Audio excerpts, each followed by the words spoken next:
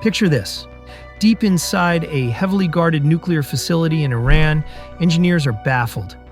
Machines that should run with surgical precision are breaking down. Centrifuges, those tall, spinning giants that enrich uranium, are tearing themselves apart. Alarms? None. Computer screens? Perfectly normal.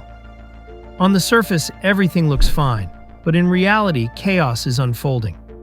The culprit wasn't a bomb dropped from the sky. It wasn't a spy sneaking in through the gates. It was a ghost in the machine, a piece of computer code so advanced it could destroy hardware in the real world while staying invisible to the people monitoring it. This wasn't just another virus clogging up email inboxes or slowing down office PCs. This was Stuxnet, the world's first true cyber weapon. A weapon that slipped past firewalls, snuck into a supposedly secure facility, and sabotaged one of the most secretive nuclear programs on Earth. And here's the kicker. Stuxnet didn't just change the game for Iran.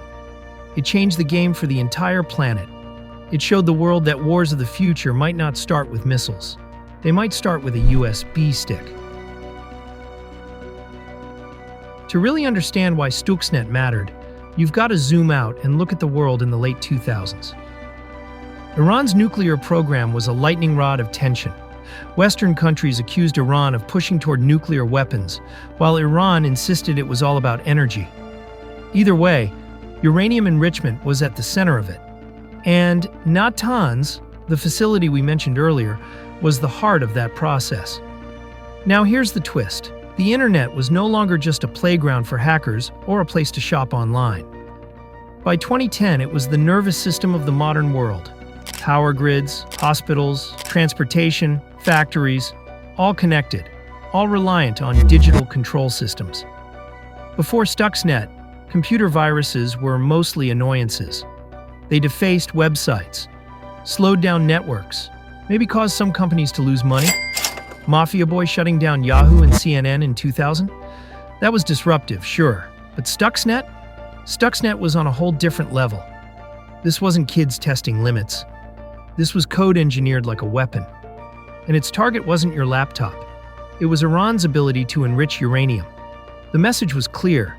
The battlefield had expanded. Wars weren't just fought with soldiers or missiles anymore. Nations had quietly stepped into the realm of cyber warfare.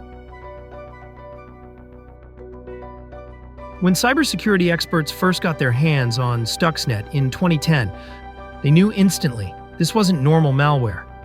Most viruses spread like wildfire and cause chaos wherever they land. Stuxnet? It was a ghost.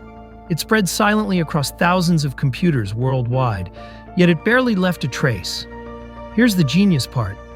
Stuxnet wasn't designed to attack everyone. It was picky, obsessively picky.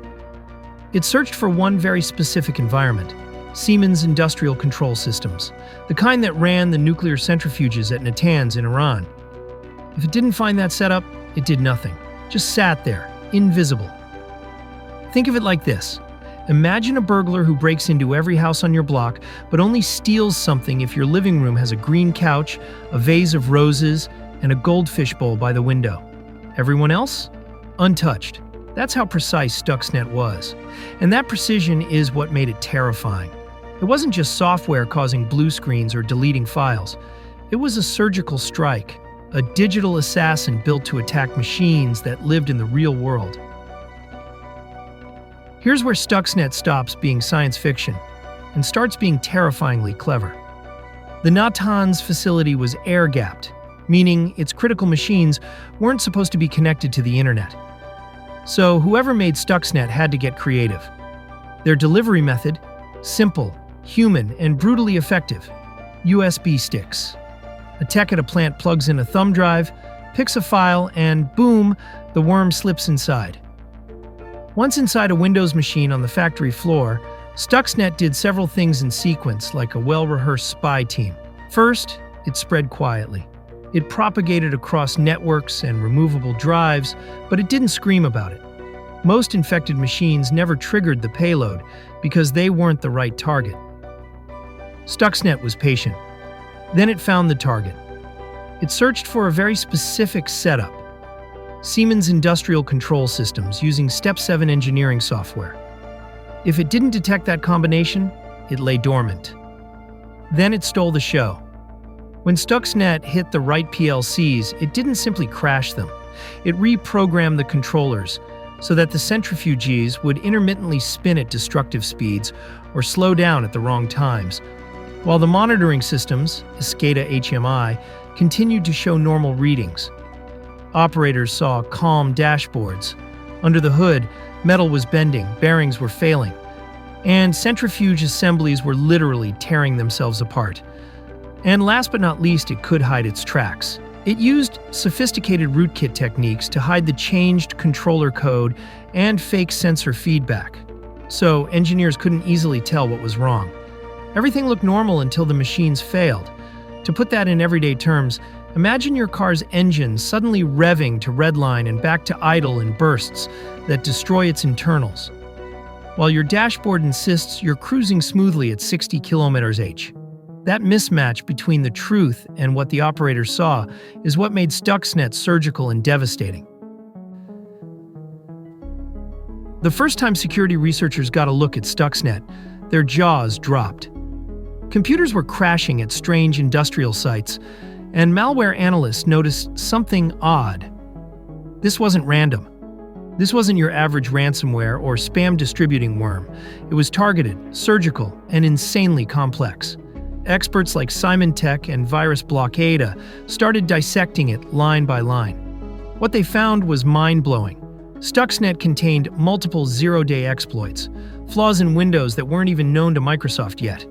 It had stolen digital certificates to appear legitimate, used rootkits to hide itself, and included code modules specifically designed for Siemens PLCs. Every single component screamed of one thing. This was designed by a nation-state, not a script kiddie. Researchers pieced together the puzzle slowly. It wasn't spreading randomly anymore. It had a mission, and that mission was clearly aligned with nuclear facilities. By tracking infections, they discovered that most targets were in Iran. And the complexity, the patience, the precision, it was unprecedented. One analyst described it as the first time we realized malware could have a physical effect in the real world. Suddenly, this worm wasn't just a digital nuisance. It was a weapon. Once Stuxnet was exposed, the world realized something terrifying. Cyberwar had arrived, and the rules were completely different. Governments, intelligence agencies, and private companies scrambled to understand the implications. For Iran, it was a wake-up call. Their nuclear program had been sabotaged from the shadows, leaving engineers scratching their heads at failing centrifuges that looked perfectly fine on their dashboards. For the US and Israel, who are widely believed to have developed Stuxnet, it was a demonstration of power. Code could now act as a silent, precise weapon without firing a single missile. Cybersecurity experts began warning everyone. Critical infrastructure is vulnerable. Power grids, water plants, transportation systems, hospitals. Any system relying on industrial control software could be manipulated remotely, often without anyone noticing until it's too late. And the world's reaction wasn't just technical. It was legal, political, and ethical. Questions arose. Was Stuxnet an act of war? Could other nations respond with cyber attacks of their own? How do you defend against a weapon that hides inside a thumb drive and waits years before striking? This was the moment the internet's fragility became crystal clear. It wasn't just about hackers or malware anymore. It was about nations quietly testing the limits of digital warfare, and the rules were still being written. Stuxnet changed everything. Not just how we think about malware, but how we think about the very nature of cyber warfare, security, and trust.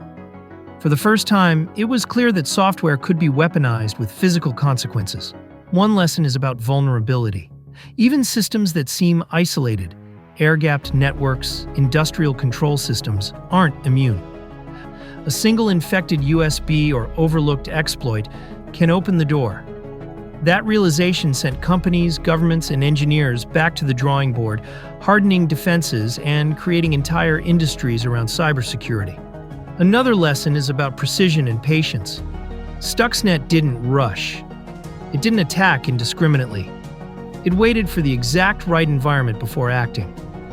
This is a blueprint for the future of targeted cyber attacks: patience, stealth, and surgical impact. And finally, there's the ethical and geopolitical lesson.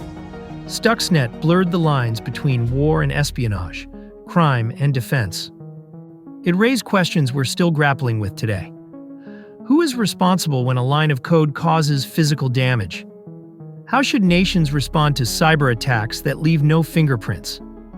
Stuxnet is a case study in the new rules of conflict.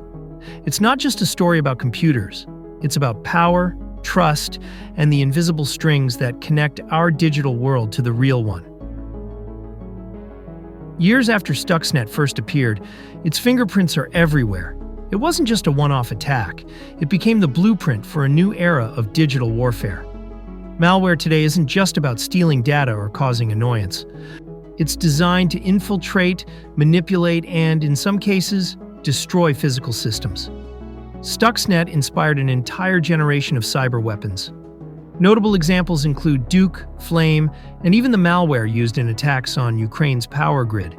Each of these owes a part of their design philosophy to the precision and patience of Stuxnet.